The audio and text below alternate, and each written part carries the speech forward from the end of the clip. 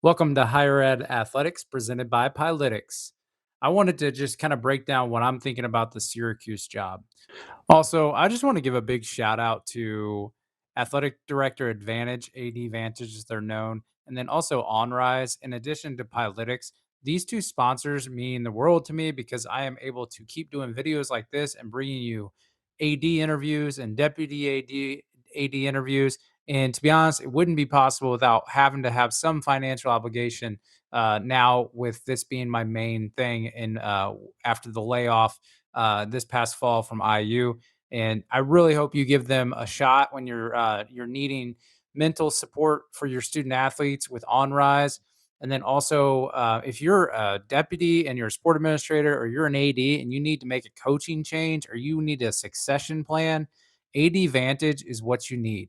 And if you are trying to raise additional money from whether it's university side or athletic side, your advancement offices are kind of intertwined, and you need a solution, contact Pilytics. And all three of my sponsors, they're there for a reason. We've had many conversations before we built partnerships. They watch the show, they see the value of the audience, and that's you all. So please give them your business. If you are in the need, at least have a conversation. Just tell them Travis from Higher Ed Athletics sent you. They'll take good care of you. So thank you to my sponsors. Thank you for the audience for looking at them for your needs. So you'll see on the picture here if you're watching, it says potential names and my top three candidates if I'm Syracuse. Taking a little different approach at this one. I think that there's four people that I really outlined. One of which would be someone I wouldn't have in my top candidates, but I'm going to mention the other three. The reason I'm doing this and not necessarily a prediction is it's not a secret, I don't think anymore, that I'm turning higher ed athletics into an option that goes with executive search, whether that's with firms that want to have me help them, or if it's directly with schools, because I do think I offer a different type of analytical thinking here. I have a different perspective working in college athletics for 10 years in compliance. Also, with working for a Big Ten president, it is something I talk about in the podcast, but it's a big reason why I do these types of videos, not just to try to guess. I'm actually trying to display and force myself to use these as case studies in real time. And that's why I analyze things after they happen, but I can also, without having sources on the ground or anything like that, I can kind of try to put myself in the headspace of a president or chancellor or a board of trustees with these types of searches, looking at the institutions and their situations. So, with that said, I did a lot of discovery kind of looking into Syracuse, and it seems like there's some unhappy people with how things have been run for quite a while. But let's first talk about their situation. Their president is leaving for the University of Michigan, and they have since voted on a new president who has been there for, I think, 2 decades now, the last 10 as on the cabinet, and is a strategy person. So he is the new president or chancellor, excuse me, of Syracuse University. That was just decided a week ago. And so now this person has to hire an athletic director. We have been told via reports and D1 Ticker that this search is going to happen quick and that it's moving, and that by March 10th, there should be a new athletic director. I'm recording this on the night of March 7th, Saturday. And so I wanted to put this out there over the weekend because I kind of completed the study on what I think will be happening and what I would do and who my names would be. So these names may never surface, um, but this is just what I would be looking at if I'm leadership at Syracuse. Now, the first name is uh, someone that has been reported as already interviewing, so I was already going to mention them, but I don't know that this person is truly going to get the job. If you were really upset with how athletics is going at Syracuse, and what I had looked at is people thinking that they're behind the ball on NIL and rev share and pretty much where college athletics is going, this would not be the name that I would recommend. But it seems like some high level donors are really pushing for Nick Carparelli, who leads the college bowl system for Coca-Cola college bowl season, and has a lot of ties to Syracuse, the Northeast, and worked for the Patriots. during their run with Bill Belichick, but he was an operations person. He's running bowls. So, yes, does that involve media, lots of conversations, lots of knowing people? I don't think that that's necessarily what you look for in a modern day athletic director. It just doesn't make sense to me. This person needs to be able to hire coaches because guess what? Your first job is to do the press conference. Your second job is to probably hire a basketball coach. Your job next year might be to hire a football coach. With that said, there's a lot of changes going on in college athletics.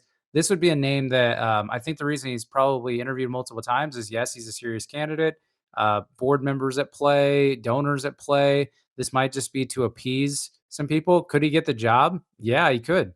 I have no idea, but it sounds like Nick Carparelli is a name to watch. A commissioner that I'm curious about is Tim Pernetti. So Tim Pernetti, the commissioner of the American, he's everywhere. I mean, he does a lot of interviews. He's a very good ambassador for his league. He also recently came out as a potential candidate for NFLPA executive director role.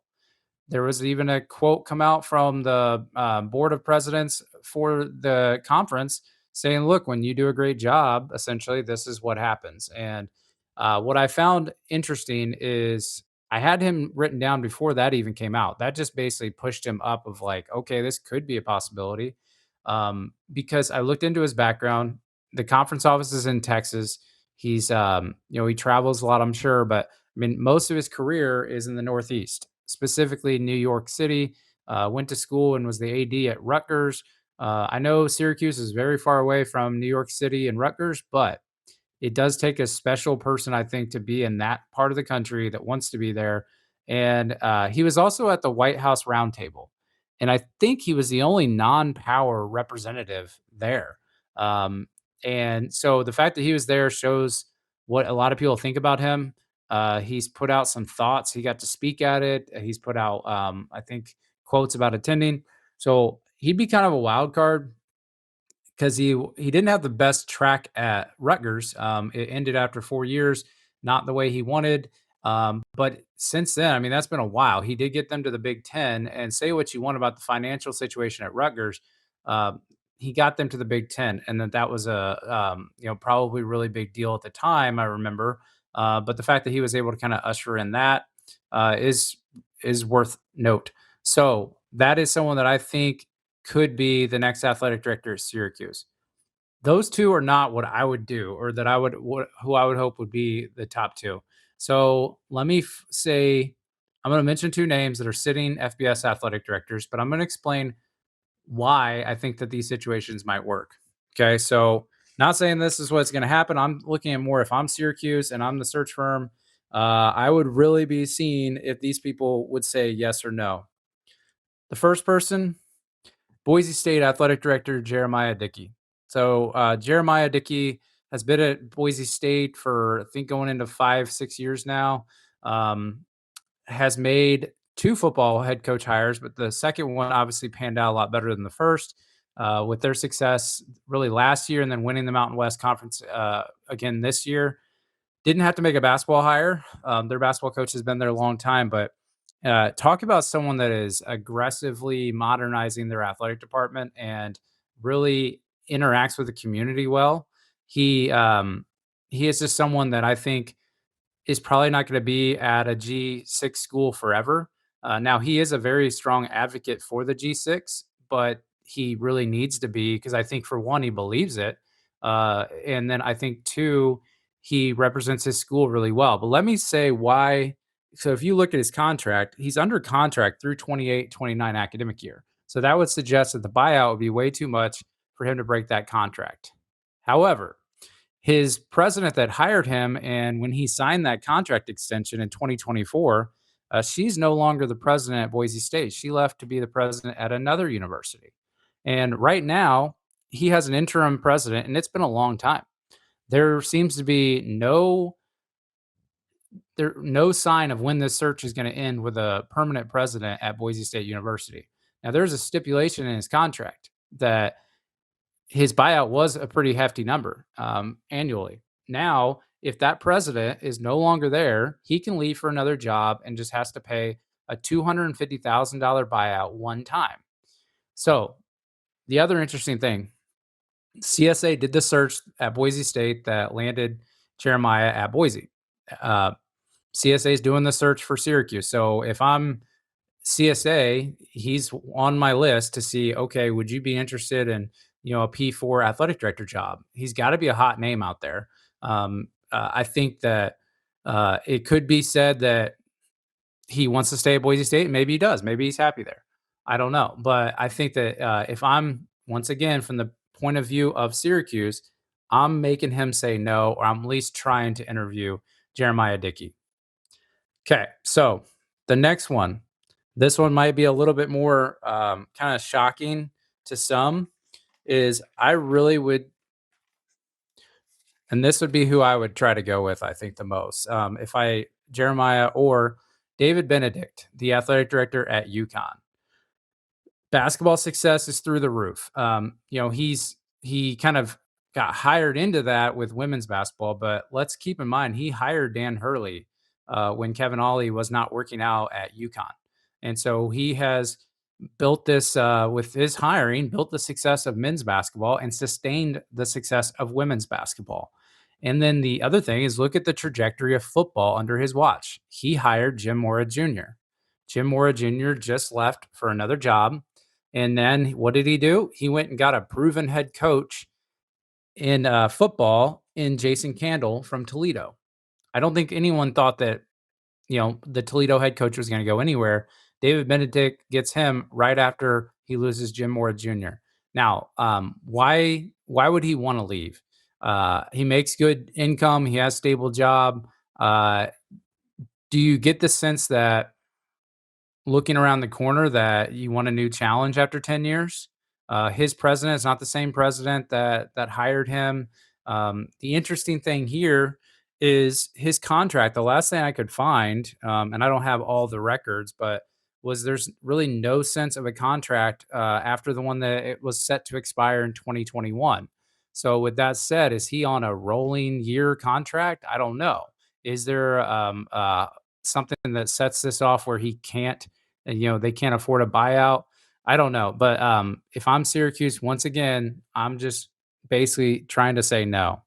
That's just something that I would think about. I've watched a lot of interviews recently and over the years of David Benedict, and talk about someone that is informed, slow to speak, and I feel like he uses his words after collecting his thoughts, which is probably a good thing to have as a leader. Um, so I don't know. I think if you are Syracuse, you've got to basically say Jeremiah Dickey or David Benedict. Those have got to be my two top choices if I'm a sitting FBS athletic director. Look where UConn is. Look where Syracuse is. Similar climates, similar you know, historic success, I think, in some sports. Now, football needs to be taken to another level at Syracuse. Can he do the same thing there? He's had a great trajectory at UConn.